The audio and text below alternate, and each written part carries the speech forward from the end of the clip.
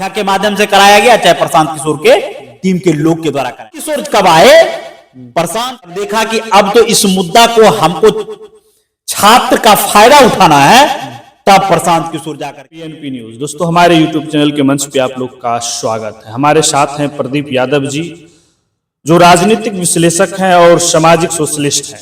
समाज के तमाम राजनीतिक परिस्थिति पे इनका कड़ी नजर रहता है, काफी इनका पकड़ है बिहार के तमाम राजनीतिक, देश की भी राजनीतिक।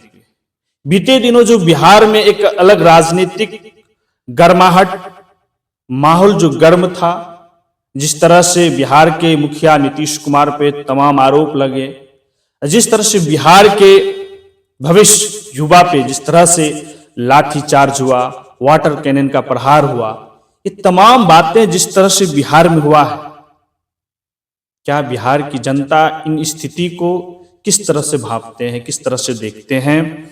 क्योंकि बिहार जो ये जो साल है 2025 चुनावी साल है, नया साल है, विपक्ष का एक अलग मांग है, नया साल, नई राजनीति, नई सरकार। क्या बिहार की जनता किस ओर है? बिहार की जनता का क्या इस बार सवाल होगा? क्या मुद्दे होंगे? युवा का खासकर क्या मुद्दे होंगे? बीपीएससी की छात्र 2024 के 13 दिसंबर को एग्जाम होता है और पटना के एक एग्जाम जो है कैंसिल होता है, बापू सभागार एग्जामिनेशन सेंटर, उसमें 12,000 छात्रों को करीब देते हैं। उस एग्जाम में जो पेपर लीक के मामले आते हैं, उसको लेकर बिहार के बीपीएससी छात्र, उनका सीधा मांग था कि पूरा बीपीएससी एग्जाम को कैंसिल किया जाए। 2 बार 3 बार लाठीचार्ज हुआ, लेकिन एक बार जो लाठीचार्ज हुआ वो इतना दर्दनाक था।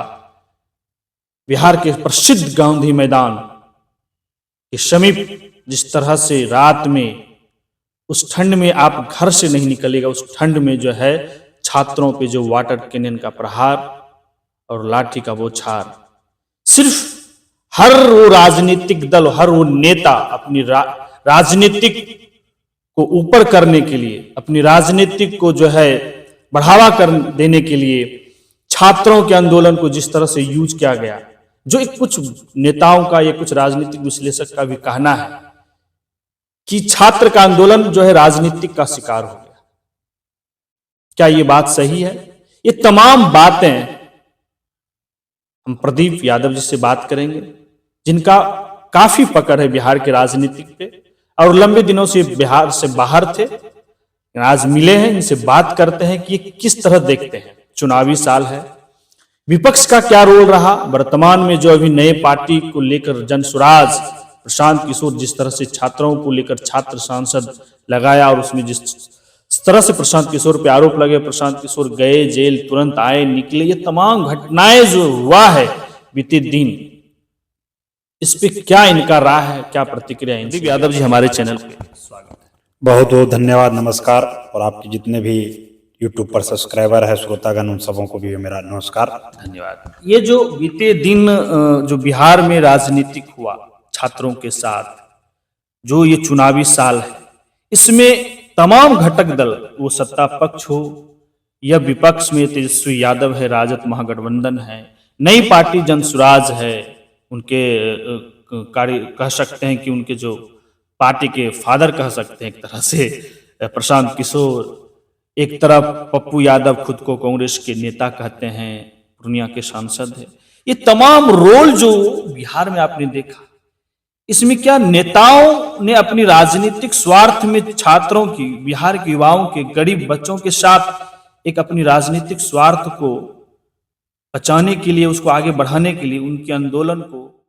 देखिए, जहां तक इस पूरा बीपीएससी परीक्षा का सवाल उठता है कि राजनीतिक का शिकार हुआ या नहीं हुआ, सबसे पहले सवाल क्या है कि छात्र हमेशा बहुत ही कष्ट करके तैयारी करता है सभी चीजों का, चाहे बीपीएससी या चाहे बिहार में किसी और का भी एग्जाम हो, उसका तैयारी करने के लिए छात्र दिन रात लगे रहते हैं। तो छात्रों का जो मांग होता है चाहे वो पेपर लीक का मामला हो, नॉर्मलाइजेशन का मामला हो, डोमिसाइल नीति का मामला हो, इस तरह के जितने भी मामला है जो छात्र हितों के लिए है, उसके लिए तो छात्र संघर्ष करेंगे ही, आंदोलन करता है, धरना प्रदर्शन करता है। अब जब तक ये बीपीएससी का सवाल, देखिए सबसे बड़ा सवाल ये है कि बीपीएससी जब फॉर्म भरवा रहा था तो बीपीएससी के द्वारा कहा जाए या छात्रों के बीच एक माहौल उड़ा कि नॉर्मलाइजेशन का मुद्दा सबसे पहले गर्म हुआ। उसको लेकर के छात्र क्या हुए, मतलब कि आंदोलन करने के लिए जो धरना स्थल बनाया गया गर्दनी बाग में, सभी छात्र उसमें जुटने का काम किया और वो चल ही रहा था नॉर्मलाइजेशन का मुद्दा। नॉर्मलाइजेशन का मुद्दा चलने के बाद क्या हुआ कि छात्र ये चाह रहे थे कि नॉर्मलाइजेशन का मुद्दा जब चला, इससे क्या हुआ, छात्र आंदोलन में समय दिए तो छात्र ने मांग किया कि मतलब कि जो फॉर्म भरने का तिथि है, डेट है, उसको बढ़ाया जाए। सरकार वहां भी डेट नहीं बढ़ाया। जब नॉर्मलाइजेशन का मुद्दा पूरा गर्म तब हुआ जब क्या हुआ कि छात्र के बाद उसके बाद विपक्ष के नेता जगे और विपक्ष के नेता ने इस चीज को लगातार अपने सोशल मीडिया के हैंडल माध्यम से कि नॉर्मलाइजेशन नहीं लागू, लेटर भी लिखा, मुख्यमंत्री का जो होता है कर्तव्य, उन्होंने सारा चीज किया।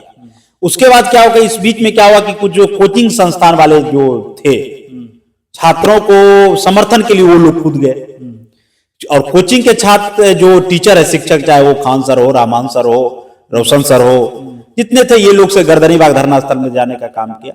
तो बीपीएससी का क्या हुआ कि बीपीएससी एग्जाम का जो तारीख था उससे पहले बीपीएससी ने क्लियर आके कहा कि छात्रों को गुमराह करने का काम किया गया है, नॉर्मलाइजेशन लागू नहीं होगा। और छात्र पुनः जब जिस तिथि में जिसका एग्जाम घोषित किया था उस स्थिति में छात्र एग्जाम देने के लिए गया। आप यदि यहां से प्रशांत किशोर का बात कीजिएगा तो प्रशांत किशोर नॉर्मलाइजेशन के मुद्दा पर एक बार भी कुछ नहीं बोला। ये एक बहुत बड़ी बात आप बोल रहे। प्रशांत किशोर नॉर्मलाइजेशन के मुद्दा पर सरकार के खिलाफ लिखा भी नहीं, पत्र भी नहीं लिखा, ना सोशल मीडिया पर नॉर्मलाइजेशन के मुद्दा पर प्रशांत किशोर डाला है। क्योंकि मैंने प्रशांत किशोर जी को कई बार सुना है, उन्होंने कहा कि ये राजनीति में धरना प्रदर्शन ये सबसे कुछ नहीं होता है, मतलब कुछ नहीं होता है ये धरना प्रदर्शन। वो जब पद यात्रा कर रहे थे तो वो इस चीजों को बोला करते थे। तो प्रशांत किशोर जी उसमें भी नहीं रहे।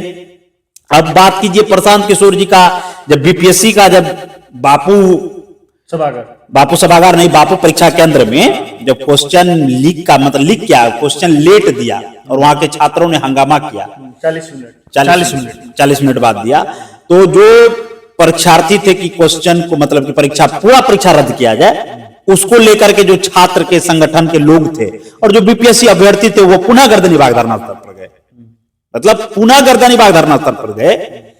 जब लगातार छात्र 3 दिन 4 दिन 5 दिन कर लिया और आंदोलन अपने आप पीक पर आ गया कि अब छात्र जो है लगातार स्थिति आउट ऑफ कंट्रोल सरकार के खिलाफ जा रहा है, तब क्या हुआ, तब पर भी प्रशांत किशोर नहीं जगे थे। यदि आपको देखना होगा तो आप उनका जो जनसुराज का आईडी है उस पर देखिए और प्रशांत किशोर कितने बार, जिस दिन से छात्र का आंदोलन स्टार्ट हुआ, कितने दिन बाद प्रशांत किशोर शामिल हुए, ये तो हम लोग भी जान रहे हैं। अब विपक्ष का बात कीजिए, विपक्ष का क्या बात कीजिएगा। विपक्ष में विपक्ष का नेता जब परीक्षा कैंसिल करने की बात छात्रों ने उठाया, विपक्ष के नेता उसी दिन से सजग थे। चूंकि विपक्ष का नेता का कार्यकर्ता दर्शन संवाद कार्यक्रम चल रहा था, वो लगातार खगड़िया और बेगूसराय उसके बाद मधेपुरा के कार्यक्रम में थे, कटिहार थे। तो विपक्ष के नेता लगातार इस मुद्दे पर प्रेस कॉन्फ्रेंस करते रहे और बोलते रहे, नहीं छात्र के लिए गलत है, सरकार को इस चीज पर निर्णय लेना चाहिए। उसके बाद देखा कि विपक्ष के नेता ने यह भी करने का काम किया कि उसके बाद देखा कि ठंड जो है बहुत बढ़ रहा है और छात्रों का मांग सरकार नहीं मांग रही है, तो वो तो आमरण अनशन था नहीं, वो धरना प्रदर्शन था। तो धरना प्रदर्शन है तो उसमें तो स्वाभाविक है कि व्यक्ति को बचाव के लिए, ठंड से बचाव के लिए सारा चीज खाना पीना की व्यवस्था किया जाए। 4 दिन लगातार जो है विपक्ष के विधायक के द्वारा, जो महुआ के विधायक डॉक्टर मुकेश रोशन है, उनके द्वारा धरना स्थल पर भोजन का व्यवस्था करवाया गया, कंबल वितरण किया गया, आलोक मेहता को भी भेजा गया। विपक्ष का नेता, मतलब विपक्ष के नेता कार्यक्रम में थे बाहर, तो उनके विधायक जो थे वो उनको भेज रहे थे। उसके बावजूद भी देखा कि मतलब कि अब नहीं ही सरकार कुछ झुकने वाला है, विपक्ष का नेता खुद एक दिन आकर के बच्चों के साथ 3-4 घंटा धरना स्थल पर बैठे गर्दनी बाग में, तेजस्वी जी खुद। उसके बाद उस रात में 2 बजे वो भागलपुर गए। और ऐसा नहीं रहा कि विपक्ष का रोल जो है उन्होंने निभाने का काम किया, लगातार प्रेस कॉन्फ्रेंस करते रहे, लगातार फेसबुक लाइव आने का काम स्थल पर। प्रशांत किशोर देखिए अभी इस मुद्दा को बहुत ही हाईजेक होने वाला है, इसको किस तरह हाईजेक किया जाए वो पहुंच गए वहां। और प्रशांत किशोर के पहुंचने के बाद क्या हुआ, प्रशांत किशोर का यही गलती है कि गर्दनी बाग धरना स्थल पर यदि वो धरना पर बैठ जाते, उन्होंने जो गांधी मैदान में जो बच्चों को बुलाने का काम किया, उसी दिन से क्या हुआ कि धरना का जो स्वरूप था वो बदल गया, वो डिवाइड हो गया। छात्र का शक्ति क्या था, वो एकता था, वो एकता क्या होगा, डिवाइडेड हो गया, वो कमजोर हो गया। वो आंदोलन राजनीतिकरण का रूप ले लिया, और जब चीज राजनीतिकरण का रूप ले लिया तो सरकार को सोने पर सुहागा हो गया। क्या छात्र नेता इतना समझ नहीं पाए कि जो वो प्रशांत किशोर के बुलाने पे गांधी मैदान आ गए, गांधी मैदान से वो आंदोलन किए, फिर उसी शाम के 8-9 बजे प्रशांत किशोर घर चले जाते हैं और 1 घंटा पौने घंटे बाद लाठीचार्ज होता है। देखिए छात्र जो एक्चुअली में जो बीपीएससी के छात्र थे, जो बीपीएससी के, देखिए जैसे छात्र आंदोलन होता है, किसान आंदोलन होता है, उसमें 60% किसान रहते हैं, 60% छात्र रहते हैं। बाकी क्या होता है कि समर्थन लोग देते हैं। अब मान लीजिए मैं बीपीएससी का तैयारी नहीं करता हूं, लेकिन मैं स्टूडेंट हूं, यदि स्टूडेंट वहां बैठा हुआ है तो मेरा स्वाभाविक बनता है कि हमारे बिरादरी का स्टूडेंट है, छात्र का मुद्दा है, तो स्वाभाविक रूप से हम भी समर्थन देने के लिए चल जाए। अच्छा, प्रशांत किशोर का रोल को किस तरह आप देखते हैं कि वो बिहार में और यह देश में क्या मैसेज देना चाह रहे थे छात्र को, बीपीएससी को? आप जिस तरह एक आरोप आप लगाए कि नॉर्मलाइजेशन में प्रशांत किशोर नहीं दिखे, प्रशांत किशोर बीते लंबे दिन से करीब 10 दिन तक जो आंदोलन चला उसमें नहीं दिखे। जब आंदोलन समीप था और एग्जाम जो हो गया कि 4 जनवरी को हम लेंगे, इससे बीते 2-3 दिन पहले वो एकाएक आते हैं, छात्र के आंदोलन को सीधे एकदम कवर कर लेते हैं। देखिए प्रशांत किशोर जी सभी चीजों को, इस चीज को करने में बहुत ही माहिर खिलाड़ी है। प्रशांत किशोर जी उपचुनाव भी लड़ा चुके, देखे प्रशांत किशोर ये विधान परिषद का जो सीट खाली हुआ था तिरहुत में, वहां भी चुनाव लड़ा कर देख लिए प्रशांत किशोर। हाँ, प्रशांत किशोर विधानसभा उपचुनाव भी लड़ा कर देख लिए। प्रशांत किशोर इस चीज को देख कर लिए कि बिना इस चीज को, मतलब कि आंदोलन, धरना, प्रदर्शन ये किए बिना जो है बिहार में नेता नहीं बन सकते हैं। तो प्रशांत किशोर जी देखे कि ये तो एकदम बना बनाया मुद्दा मिल गया सरकार के खिलाफ, और माहौल भी बढ़िया है, तो युवा का है, जिस तरह युवा जाता है उस तरह आंदोलन होता है, रणनीतिक क्रांति आती है। तो प्रशांत किशोर इस मौका का फायदा उठाना चाहे कि हमको इसका आने वाले समय में फायदा होगा, इसके लिए प्रशांत किशोर चले जाएंगे। यदि प्रशांत किशोर को इतना तकलीफ था, तो दिक्कत था, छात्रों के लिए पीड़ा था, तो मैं तो कह रहा हूं कि नॉर्मलाइजेशन के मुद्दा पर प्रशांत किशोर ने क्यों नहीं बोला, एक भी शब्द क्यों नहीं? बार बार चैलेंज कर रहा है प्रदीप जी कि आप भी देखते होंगे उनका जो जनसुराज है उस पे भी और तमाम चैनल पे भी, कि अगर विपक्ष को या तमाम देश के नेताओं को लगता है कि प्रशांत किशोर छात्र के आंदोलन को हाईजैक कर रहा है, तो हम इनवाइट करते हैं कि वो आगे इस आंदोलन को अगुवाई करे, हम पीछे पीछे चलेंगे। ये एक तरह से सीधे चैलेंज खासकर राहुल गांधी और तेजस्वी यादव को। मतलब अगुवाई करने का क्या मतलब होता है? कि छात्र आंदोलन को आप ही मतलब आगे आके सपोर्ट करिए, हम आपके पीछे करेंगे। आप लोग को लग रहा है कि हम छात्र के आंदोलन किशोर इस राजनीति इसको राजनीतिकरण किया, इस चीज आंदोलन को, अब वो आंदोलन रहा। बीपीएससी जो दूसरा जो एग्जाम था बापू सेंटर का, वहां तो एग्जाम भी ले लिया। उसके बाद क्या है कि ये लोग कोर्ट भी गए, सुप्रीम कोर्ट भी इसको रिजेक्ट कर दिया कि जाइए हाईकोर्ट बेंच में इस तरह की चीजों की सुनवाई होगी। कोर्ट से भी धक्का लग गया, कोर्ट से भी धक्का दे दिया, छात्र के आंदोलन को आप राजनीतिकरण कर भी दिए। बीपीएससी आपके मांग को माना भी नहीं और उसका एग्जाम भी ले लिया। बीपीएससी यहां तक ऐलान कर दिया कि अब इस एग्जाम का मतलब रिजल्ट भी दिया जाएगा। आप एक चीज प्रदीप जी, आप भी, यदि हमें ये चीज करा, यदि राजनीतिकरण प्रशांत किशोर के द्वारा नहीं होता, यदि प्रशांत किशोर जी को इस चीज को करना ही था, तो गर्दनी बाग धरना स्थल पर ही वो आमरण अनशन पर बैठ जाते। क्या लग रहा है प्रशांत किशोर और नीतीश कुमार की राजनीतिक ईगो का शिकार हुआ क्या? एकदम इस दोनों के युगों का शिकार बिहार के जो छात्र थे, गरीब तबके के बच्चे लोग थे, वो लोग शिकार हुए। और यदि इस आंदोलन का अभी भी देखना चाहते हैं, जो एक्चुअल में जो छात्र है बीपीएससी का, जो बीपीएससी का एग्जाम दिए हैं, जिसका एग्जाम बापू सेंटर करने, जिसको लगता है कि मेरा एग्जाम खराब गया या परीक्षा में जिस तरह की धांधली हुई, वो छात्र अभी भी 50 या 60 की संख्या में गर्दनी बाग धरना स्थल पर अभी भी जाके बैठे हुए हैं। जाकर आप देख लीजिए। कई छात्र हमसे सोशल मीडिया के माध्यम से हम कई बार बोलते हैं पोस्ट करने के लिए, भी 50 से 60 छात्र अभी भी बैठे हुए हैं। लेकिन अब क्या, अब तो आंदोलन डिवाइडेड हो गया। 3,70,000 बच्चे पीटी में बैठे हुए थे।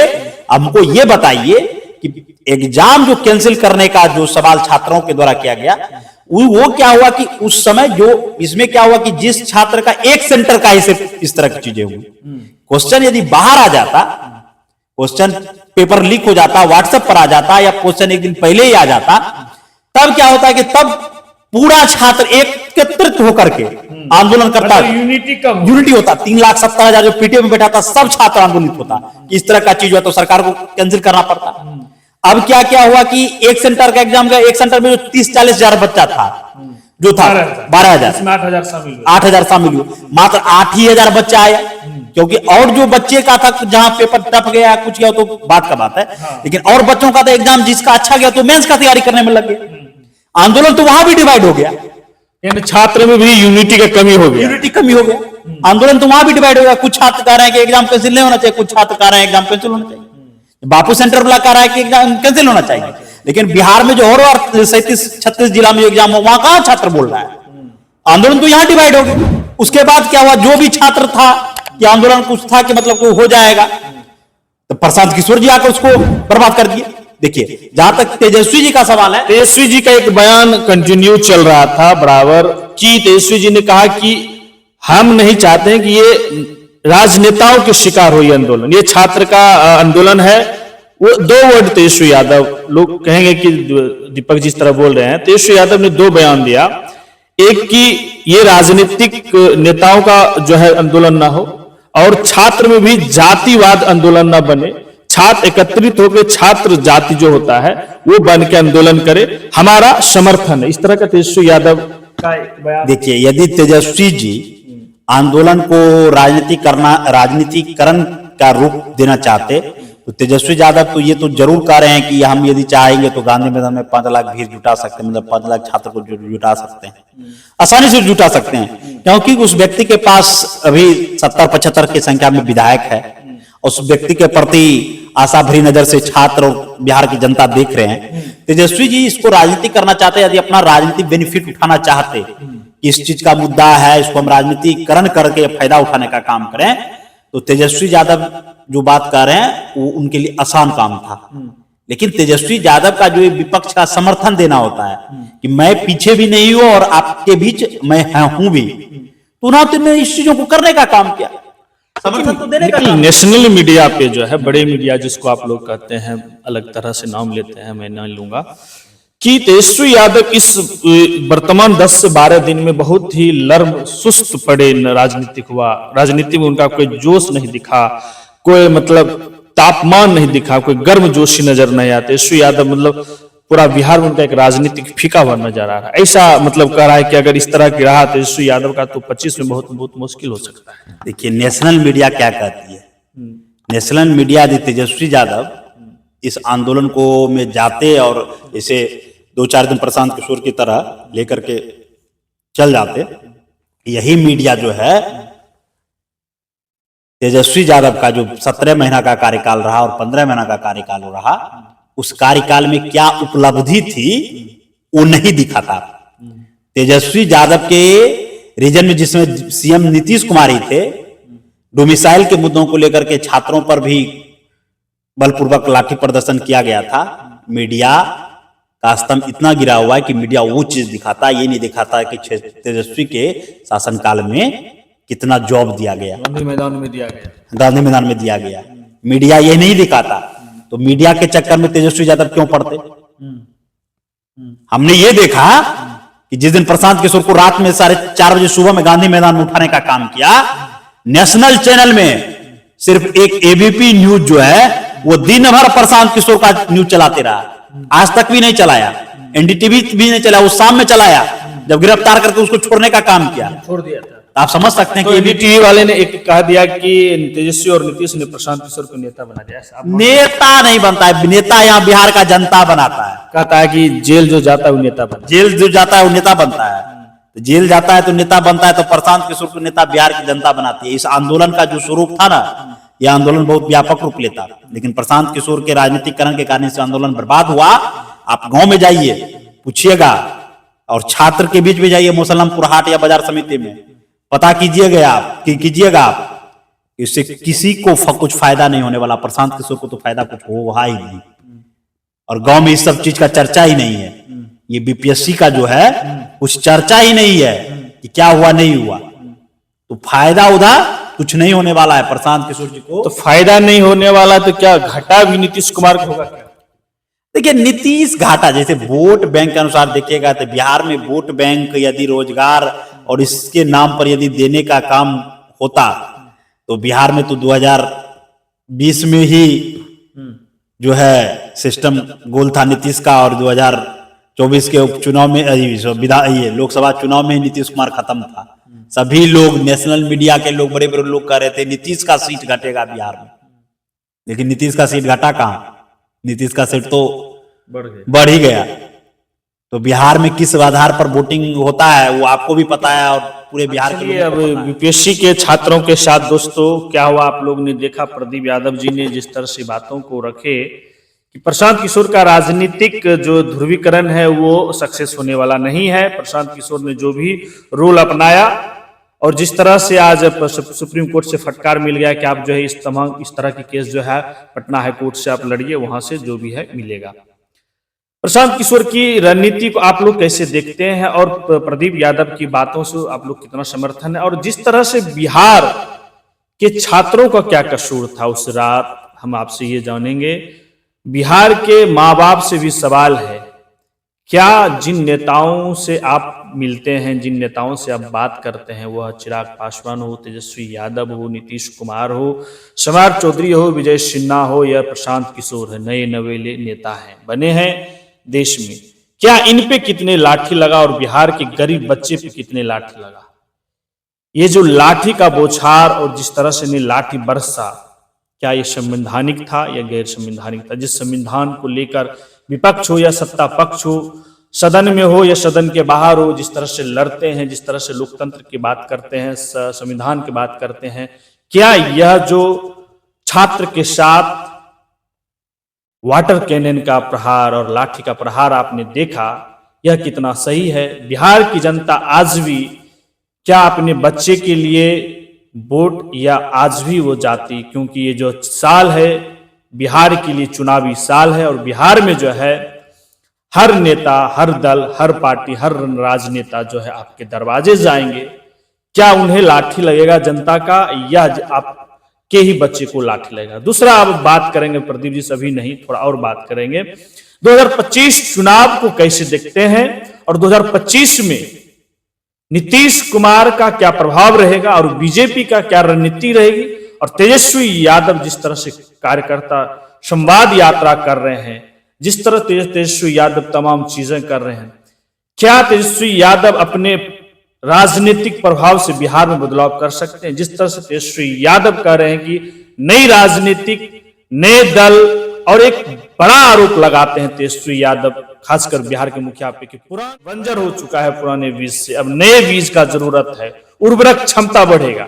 इस तरह की बयानों को देखिए, जैसे बिहार का चुनाव तो अब सर पे है, 2025 आ गया है, और मार्च अप्रैल के बाद पुनः राजनीतिक माहौल बिहार में गर्म होने वाला है ठंडी के बाद। जैसे जैसे बिहार में जो वोटिंग का पैटर्न है, यदि 2005 के बाद से देखिएगा, 10, 15, 20, 25 जितने चुनाव है उसको यदि हम लोग एनालिसिस करते हैं तो बिहार में वोटिंग का जो परसेंटेज रहा या वोटिंग जो पड़ता है वो फुल्ली जातीय समीकरण के अनुसार पड़ता है। आज भी इस चीज को कोई व्यक्ति डिनाय नहीं कर सकता है, क्योंकि अभी कितना भी बीपीएससी का मुद्दा हो, कितना भी और का मुद्दा हो, वोटिंग के दिन लोग उस सब चीजों को भूल जाते हैं। वोटिंग के दिन लोग जाति पैटर्न पे ही वोट करते हैं और धर्म के पैटर्न पर ही वोट करने का काम करते हैं। ये चीज 20 के चुनाव में भी देखने को मिला। मैं बार बार इस चीजों को दोहराने का काम करता हूं और तेजस्वी जी को भी इस चीजों पर वो सोचते होंगे या सोचना चाहिए कि लोजपा यदि 2020 के चुनाव में नीतीश कुमार के खिलाफ उम्मीदवार नहीं देता तो जिस तरफ 2024 के लोकसभा चुनाव में नीतीश कुमार को लोकसभा में 16 सीट पर लड़ा था, 15, हाँ 16 पे 16 में 12 जीत गया। उसी तरह नीतीश कुमार 42 से 43 सीट पर नहीं रुकता, नीतीश कुमार पुनः 70-75 के आसपास जाता। लोजपा ने नीतीश कुमार को डैमेज करने का काम किया। मतलब ये कि एक लोजपा इंप्रूवमेंट ऑफ राज आरजेडी और डैमेज फॉर जदयू। यस, ये चीज है।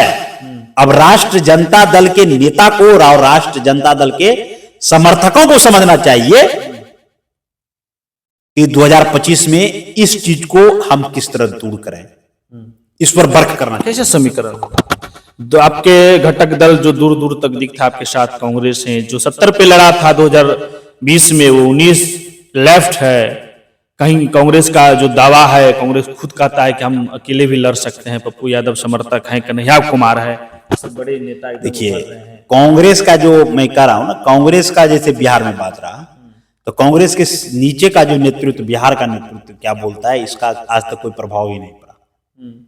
2020 में एक आया था करके प्रदेश, हाँ, तो उनका कोई प्रभाव नहीं पड़ने वाला है। कांग्रेस का सीधा डायरेक्ट जो राजद के राष्ट्रीय अध्यक्ष हैं लालू प्रसाद जी, और वहाँ कांग्रेस के जो राष्ट्रीय अध्यक्ष हैं मल्लिकार्जुन खड़गे, और उनके जो संरक्षक हैं सोनिया गांधी जी और राहुल गांधी, डायरेक्ट उन लोगों में बात होता है।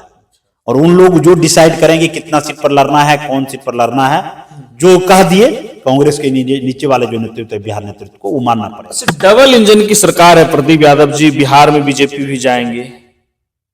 जो मोदी जी 2017 में एक भाषण दिए थे, आके बयान दिए थे कि बिहार के 2 ऐसे यूनिवर्सिटी है जिसको हम सेंट्रल दर्जा देंगे या तो विश्व दर्जा भी मिलेगा। उसके बाद जो अभी का रिपोर्ट है, ना सेंट्रल यूनिवर्सिटी, ना बिहार में कोई एक्स्ट्रा नवोदय या केंद्र विद्यालय या बड़े स्तर से कोई स्वास्थ्य सुविधा आप कह सकते हैं। इस तरह की तमाम मुद्दा किया, ये सब मुद्दा जो है पीछे हो जाता है और जातीय समीकरण ज्यादा प्रभावित होता है। एकदम, ये सब मुद्दा कोई मुद्दा ही नहीं है।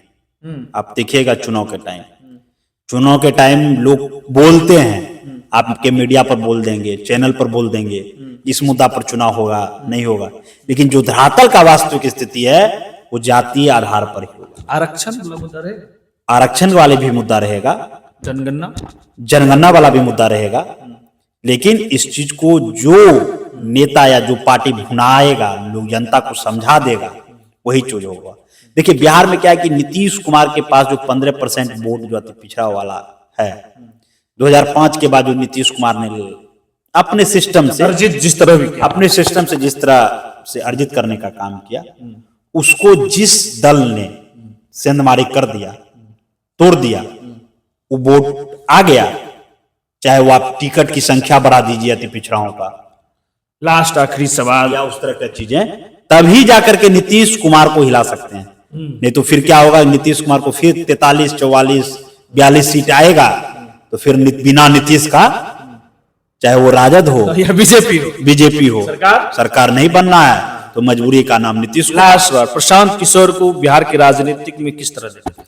देखिए प्रशांत किशोर जी जिस तरह से लगातार उनका पैदल मार्च चल रहा था और जिस तरह का मतलब की चीजें चल रही थी, और प्रशांत किशोर ने जिस तरह की घोषणा करने का काम किया, धीरे धीरे प्रशांत किशोर को, हम लोग को लगा था कि प्रशांत किशोर जी इस चीज को इफेक्ट करेंगे, मतलब प्रोलाइज करेंगे, लेकिन क्या हुआ, समय जैसे जैसे आते गया, उपचुनाव में जिस तरह प्रशांत किशोर धराशायी हुए, और प्रशांत किशोर ने जिस तरह कहा था कि आम लोगों को, आम एक गरीब लोगों को, एक गरीब के युवा के बच्चों को हम नेता बनाने का काम करेंगे, विधायक बनाने का करेंगे, जो सपना दिखाया था उसका झलक जो उपचुनाव में दिखा। किसी बड़े डॉक्टर को टिकट दे दिया, जो एमएलसी का चुनाव आया, डॉक्टर विनायक को चुनाव आया, जबकि बंशीधर उसे टिकट मांगने के लिए गए थे कि आप हमको समर्थन दीजिए, बंशीधर को नहीं देकर को डॉक्टर विनायक को दिया, और कई ऐसी सीटों पर पैसे वाले लोगों को लड़ाने का काम किया। उससे प्रशांत किशोर जी का पोल खुल गया। ये भी तो एक वैसा ही है, कहां दूसरे दल के नेताओं को भी तो दिया, वही उसमें भी दूसरे दल के नेताओं को भी दिया। तो प्रशांत किशोर जी का तो पोल जब तक आप खुलिएगा नहीं तब तक आपका पोल कैसे कमरा में बंद कर, मतलब ये उपचुनाव पोल खुल गया, पोल खुल गया कि किस तरह के लोगों को टिकट देंगे। अब प्रशांत किशोर जी ने कहा था कि मैं कार्यकारिणी का तय करूंगा, और उसके बाद बोला था कि मतलब 25 का शुरुआत होते होते हम हर एक सीट से उम्मीदवार की घोषणा करना स्टार्ट कर दूंगा। वो भी चीज नहीं हो पा रहा है।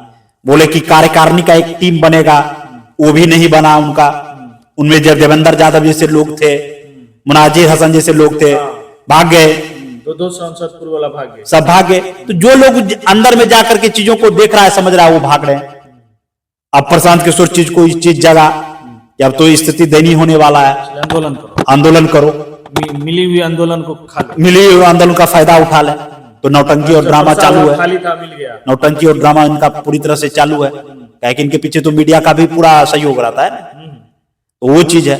अब देखिए जैसे प्रशांत किशोर जी का अब कहा कि मैंने 50 से 55 मुसलमान को उम्मीदवार खड़ा करना, तो 50 से 55 मुसलमान उम्मीदवार को दीजिएगा, आप टिकट दीजिएगा। यदि मुसलमान मतदाता जागरूक होंगे सवर्ण मतदाता की तरह कि प्रशांत किशोर जिसको उम्मीदवार बनाया वो तो वोट कटवा होगा, जैसे प्रशांत किशोर सवर्ण में भी उम्मीदवार खड़ा कराएंगे, तो सवर्ण का क्या होता है कि वो बीजेपी के जो उम्मीदवार रहते हैं उसके पक्ष में 90% वोट कर देंगे, 95 कर देंगे। वो प्रशांत किशोर को उम्मीदवार को नहीं करेंगे क्योंकि वो जीतने वाले नहीं है। तो ये मुसलमान और यादव और जो अति पिछड़ा मतदाता है उनको ये समझने की जरूरत होगी कि प्रशांत किशोर जो उम्मीदवार दे रहे हैं सचमुच में क्या वो उम्मीदवार विनिंग होंगे, चुनाव जीतेंगे, या वोट काट करके वो राष्ट्रीय जनता दल या महागठबंधन को घाटा करेंगे। ये जनता के विवेक पर और जनता जो पार्टी है उसके कोर वोटर को यदि समझ गया तो प्रशांत किशोर बिहार के राजनीति में फिसड्डी हो जाएंगे, खत्म हो जाएंगे, खत्म नहीं हो जाएंगे, मतलब फिसड्डी हो जाएंगे। उम्मीदवार खड़ा करेंगे, उम्मीदवार जमानत नहीं बचा पाएंगे, काहे कि उनका जमानत एक दो जगह उपचुनाव में भी नहीं बचा। चाहे आप ले लीजिए 2 जगह जमानत जब्त, एक किरण सिंह थी, वहां से जमानत नहीं बचा रामगढ़ से। तो ऐसे ऐसे ही जमानत जब्त होंगे जो लोग अधिक जागरूक होंगे। रामगढ़ में जैसे देखे लड़ाई वहां बसपा बीजेपी और आरजेडी में हुआ, लोग कहा दिया वोट, जान रहा था कि वोट कटवा है। यदि लोग वोट दे देता, वो किरण सिंह राजपूत थी, वोट देता तो हार जाता वहां बीजेपी, लेकिन दिया ही नहीं वोट। मतलब फॉरवर्ड जागरूक, पूरा जागरूक न सवर्ण मतदाता और मैं जो बैकवर्ड मतदाता है, पिछड़ा मतदाता, उसके ये लोग किस तरह करते हैं। मान लिया 55 उम्मीदवार मुसलमान को दिया और मुसलमान वहां वोट काट दिया, कि अब जो चुनाव होता है वहां मार्जिन कम होता है, 5,000 10,000 के अंतर से हार जीत होता है। अब उसमें यदि आप मुसलमान मतदाता फिसल गए तब तो महागठबंधन को जबरदस्त झगाटा प्रशांत किशोर देगा। यदि नहीं फिसले तो प्रशांत किशोर बिहार की राजनीति में कोई अस्तित्व नहीं रहा। कि मैं बक्सर का चुनाव को देख रहा था, बक्सर में चुनाव हो रहा था लोकसभा का, तो उसमें एक आनंद मिश्रा करके IAS या IPS थे, वो चुनाव लड़े थे, वो फॉरवर्ड थे, और प्रशांत किशोर का पार्टी में भी है जनसुराज में। जो वहां बक्सर के युवा थे, जो सवर्ण युवा थे, वो प्रशांत किशोर के प्रति क्या थे, मतलब ये आनंद मिश्रा के प्रति मतलब लॉबी था, झुकाव था। थोड़ा सा ही आनंद मिश्रा के पक्ष में झुकाव हुआ तो क्या हुआ, वहां से बीजेपी हार गई चुनाव। लोकसभा में रामगढ़ में बीजेपी चुनाव हारी की नहीं, बीजेपी के जो उम्मीदवार थे मिथिलेश तिवारी, वो चुनाव हार गए। ये बड़ी बात आप खबर कर दिए। थोड़ा सा युवा, थोड़ा सा सवर्ण युवा, 25 के चुनाव से पहले प्रदीप यादव ने बहुत बड़ा, ये हो सकता है कि बहुत लोग होती है, यही चीजें मैं बार बार कह रहा हूं। ये तो मैं महागठबंधन के नेता से मिलने का समय मिला है, मिलूंगा तो सारी बातों को रखूंगा कि इस तरह की चीजें हैं। मतलब समीकरण किस तरह की समीकरण इस चीज को मतलब कड़ी नजर से होना चाहिए। आप इस चीजों को समझिए कि थोड़ा सा सवर्ण मतदाता उधर गया तो यहां से मिथिलेश तिवारी का डिब्बा का गोल है, हल्का भी अगर इधर उधर हुआ खेला किधर भी हो सकता है। तो बहुत बड़ी बात है, इन्होंने किस तरह से 24 के लोकसभा चुनाव को जोड़ा, और जो कि बहुत लोगों को नहीं पता होगा कि क्या कारण रहा है। जिस तरह से इन्होंने एक अंदरूनी बात बता दिया कि आनंद मिश्रा पूर्व IPS है, जिसपे थोड़ा सा बड़े कास्ट के लोगों का झुकाव हुआ कि देखिए बीजेपी का वहां हार हुआ, तो कुछ भी संभव हो सकता है। प्रशांत किशोर को भी जो है कहने का इनका ये मैसेज है कि हल्के में नहीं ले सकते हैं, लेकिन महागठबंधन को भी जो है अपने अलग तरह से जो है राजनीति बिहार में करना पड़ेगा। और इंडिया अलायंस भी जो है नीतीश कुमार, बीजेपी, सभी लोग। लेकिन बिहार की जनता से पुनः मेरा सवाल, बिहार की जनता किस तरह से देखते हैं बिहार की राजनीति को? बिहार में जिस तरह से छात्रों के साथ दुर्व्यवहार हुआ, पुनः अब जो है परीक्षा 2025 की विधानसभा में राजनेताओं का है। क्या जनता इस राजनेताओं से बदला लेंगे? जिस तरह से गरीब छात्रों के साथ, गरीब माँ बाप के बच्चों के साथ जिस तरह से व्यवहार हुआ है गांधी मैदान में, पटना, बिहार के राजधानी पटना में, क्या इस एग्जाम में किसके साथ जनता जाएंगे? क्या सीधा सवाल जनता करेंगे नीतीश कुमार से, बीजेपी से? जिस तरह से एक रोल मैं थोड़ा ऐड कर दूं, प्रदीप यादव से नहीं पूछ पाया, बीजेपी का जो बीते 10 से 15 दिन रोल रहा, जो चुप्पी साधे रहे, एक भी कमेंट नहीं ना उनका कोई बड़े नेता का ट्वीट या कुछ भी, ये क्या कहता है? इसे किस नजर से बिहार की जनता देखते हैं, ये भी समझना है। हम लोग आपके बीच जाएंगे ग्राउंड पे। प्रदीप यादव के बात से आप लोग कितना सहमत है, अपना राय प्रतिक्रिया जरूर दीजिएगा। और इस वीडियो को ज्यादा से ज्यादा शेयर करिए, सब्सक्राइब करिए, लाइक करिए, और भाई के वीडियो को ज्यादा से ज्यादा शेयर करिए। मैं आपका भाई इंजीनियर दीपक कुमार, धन्यवाद, जय हिंद।